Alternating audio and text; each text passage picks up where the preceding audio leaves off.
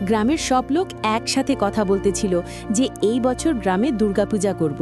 বাকি সবাই বলে, হ্যাঁ ঠিক কথা বলেছ, প্রত্যেক বছরের মতোই এই বছরও গ্রামে দুর্গাপূজা ধুমধাম করে করতে হবে।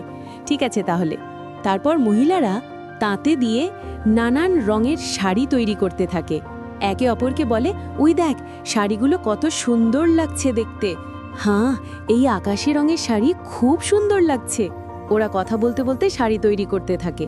আর অন্যদিকে গ্রামের বাকি লোকগুলো দুর্গাপূজার প্যান্ডেল বানানোর জন্য কাঁধে করে বাঁশ নিয়ে আসতে থাকে। ভোজু বলে, এই তাড়াতাড়ি চল, তাড়াতাড়ি দুর্গাপূজার প্যান্ডেল তৈরি করতে হবে।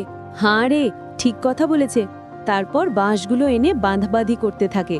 এই বাঁশ দড়িয়ে দিয়ে এগুলো শক্ত করে বাঁধছিস তো? আর হ্যাঁ রে, একদম শক্ত করে বেঁধেছি।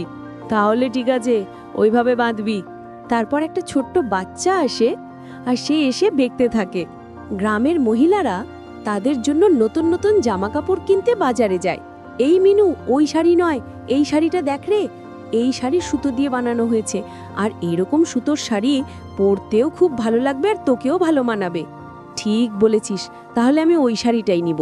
তারপর দুর্গাপূজার প্যান্ডেলের বাঁশ বাঁধা শেষ, আর তারপর কাপড় দিয়ে বাঁশগুলো ঢেকে দেয়, আর তারপর প্যান্ডেলটাকে ভালো করে সাজাতে থাকে।